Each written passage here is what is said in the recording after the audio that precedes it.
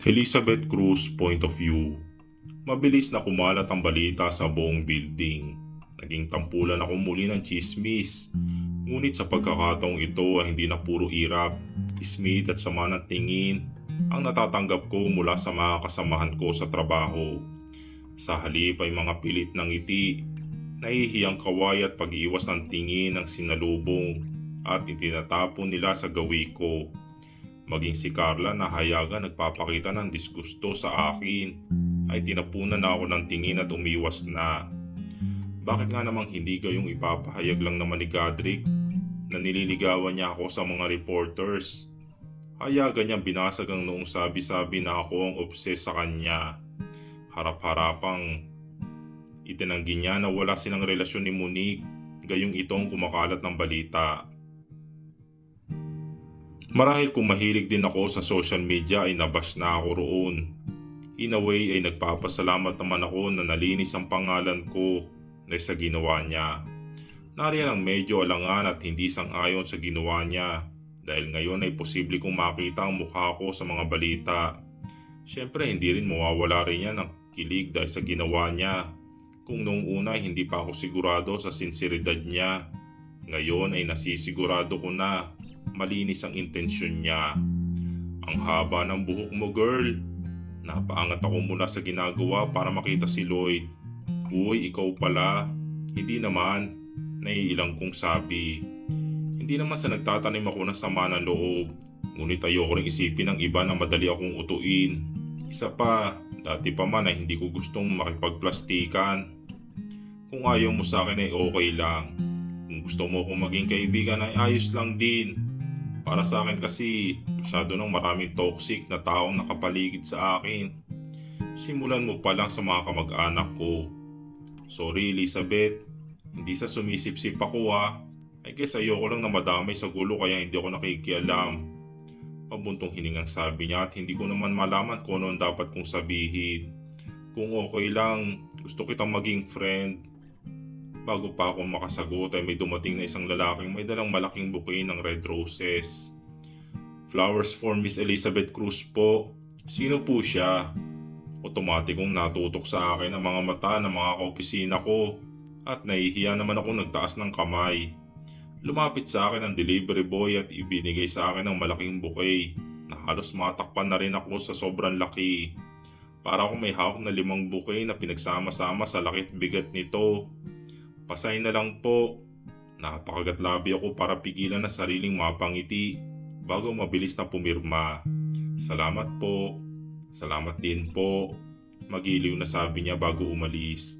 Kinikilig na sinamyo ko ang bulaklak at maingat itong kinalong na parang isang sanggol. Ang taray. Ang sweet naman ni sir. Sige na nga. Balik na ako sa mesa ko at baka naaapakan ko na ang buhok mo. Kinikilig na paalam ni Lloyd bago nga muling bumalik sa mesa. Kinuha kong cellphone ko at nagpasalamat kay Godric bago muling sinamyo ang mga bulaklak at bumalik sa ginagawa kahit pa bahagyang nahihirapan. Ayoko naman itong ilapag at baka matapakan.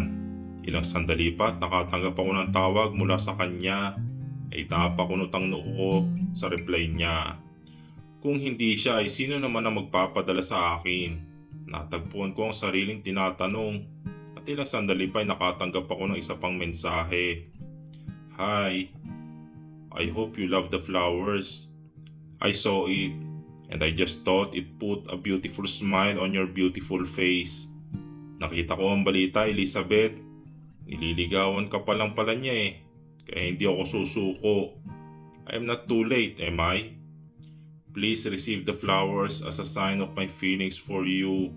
I like you, Elizabeth. I still do. Please allow me to continue courting you just like I did the first time. Napamulagat ako sa nabasa at pagkuhan ay napabuntong hininga na lang. Ano naman ang isasagot ko sa kanya? Ayoko masaktan siya pero ayoko rin siyang umasa dahil si Godric lang ang laman ng puso ko. Malungkot ako napatingin sa bulaklak at wala sa isip na hinaplo sa mga petals nito. Hindi na muna ako sumagot sa text ni Lucas at inilapag ang mga bulaklak sa pantry namin kung saan hindi ito nakaharang at hindi rin masisira.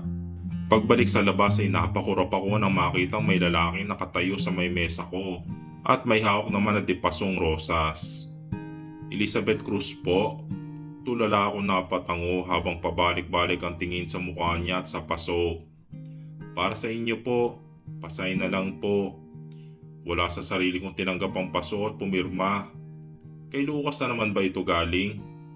Miss Elizabeth Cruz po, napatingin ako sa may pinto at halos lumuwa ang mga mata nang makita ang ilang delivery boy sa labas na may kanya-kanyang hawak ng iba't ibang klase ng mga bulaklak. Ilang sandali pa ay nagmistulang guardia na ang aming opisina at ang mga paso ay nakapaligid sa mesa ko. Nakalapag sa gilid ng mesa ng mga kasamahan ko at sa kung saan pang bakante. Sa loob lamang ng isang oras ay daang bulaklak ang dumating at napuno na kami ng mga bulaklak. Parang hindi na kay Lucas galing ang mga ito. Parang alam ko na kung sinong may kagagawa nito. Sorry guys, sorry. Hindi na ako magkamayo sa paghingi ng pasensya at nagdesisyong tawagan si Godric, ngunit hindi siya sumasagot. Ang kilig na kanina ay naramdaman ay napalitan na ng inis at nagdesisyon na akong sumadya sa opisina niya. Ngunit may nakasalubong akong gwardiya at sinabing may package raw ako sa baba na hindi na may akyat dahil sa laki. Kinakabahan at nagtataka akong sumunod sa kanya at natulos ako sa kinatatayuan ko na makita ang nasabing package. Isa lamang naman itong malaking hugis pusong kahon na puno ng mga red roses. Halos masakop na nito ang buong labi at nasapu ko na lang ang noo ko. Do you like it? Isang masuyong tanong sa akin kasabay ng naramdamang init ng hininga niyang tumama sa tenga ko. Agad ko siyang nilingon at kung hindi lang kami nasa harap ng mga empleyado niya ay baka nahampas ko na siya. Godric, hindi mo naman kailangan gawin to. Pabuntong hiningang sabi ko sa kanya. Bakit naman? What do you say? Mas maganda naman ang mga bulaklak na pinadala ko, hindi ba? Throw his flowers out. Parang batang ungot niya at napasapu na ako sa noo kong muli.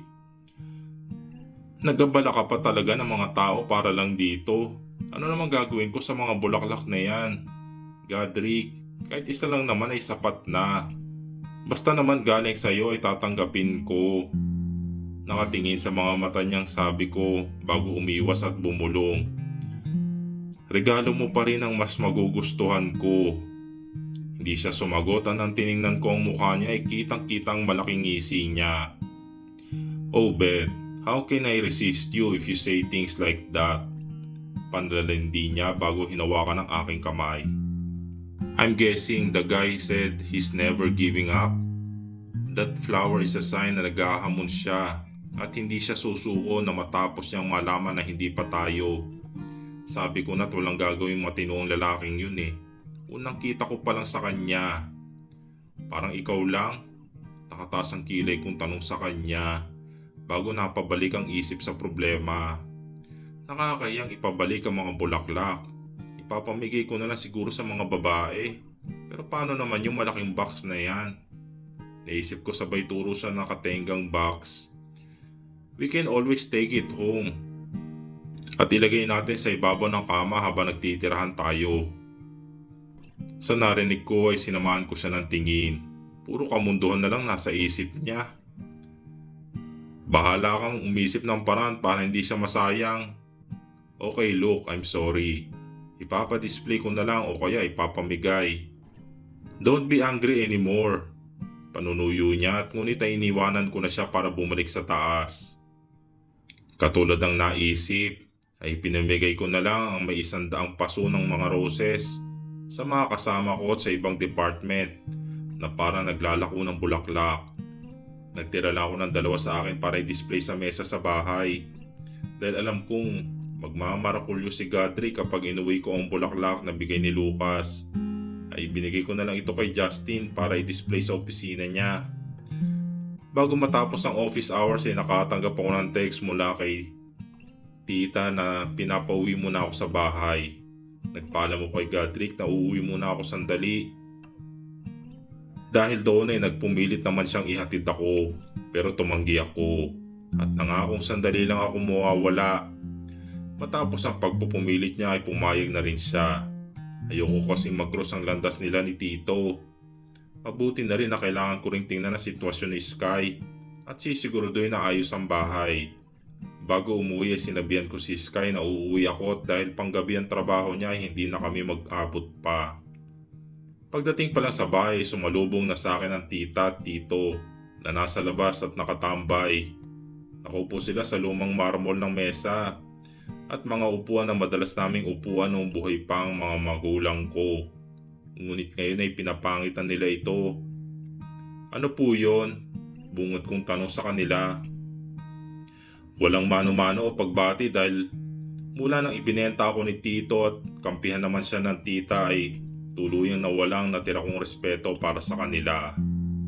Pasimple kong inilibot ang paningin ko at bukod sa natural na nitong kaguluhan dahil na rin sa katamaran ng pamilyang ito ay mukhang wala namang bago. Kailangan magamot ng paa ng tito mo. Aba, hanggang ngayon ay hindi pa rin siya nakakalakad. Ang sabi ng doktor ay kailangan daw maoperahan. Pero 100,000 piso ang kailangan. Saan naman kami kukuha ng ganong kalaking halaga? Kung hindi pa pera-pera lang din sila. Napakamot ako sa noo at gustong mapailing.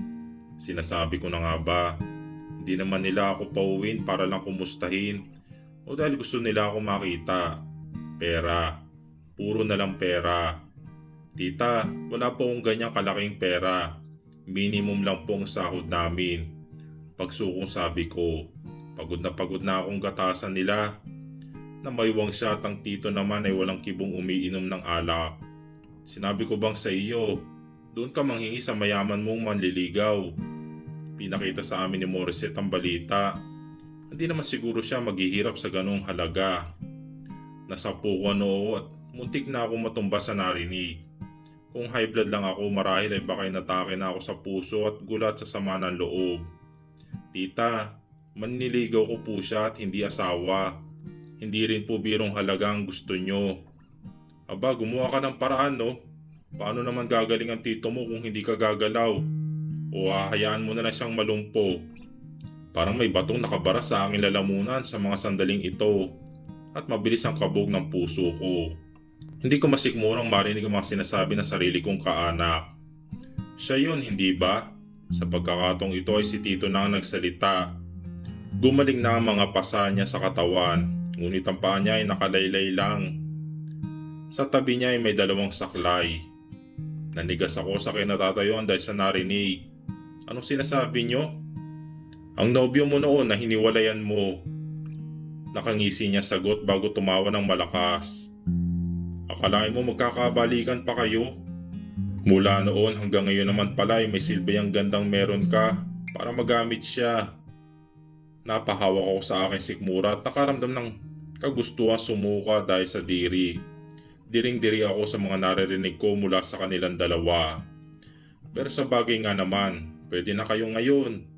Patutsada ng kasabay na nakakalokong ngiti. At doon na tuluyan napigti ang gapisi kong pagpapasensya. At dahil iyon sa inyo, kung hindi dahil sa inyo, hindi ko sana siya nasaktan. Nangingilit ang mga luhang sumbat ko sa kanya. Palitan ko silang tiningnan na may determinasyon at panunumbat sa mga mata. Hindi siya isang baka para gatasan nyo at wala tayong utang na loob sa kanya. Buong tapang kong sabi sa kanila at tumalikod na para umalis. Hindi ko pinansin ang mga pagtawag nila at mabilis na naglakad palayo habang naluluha sa galit at sama ng loob. Konti na lang at makakaipon na ako ng sapat na pera para mabawing muli ang bahay namin mula sa pagkakasanla sa inyo.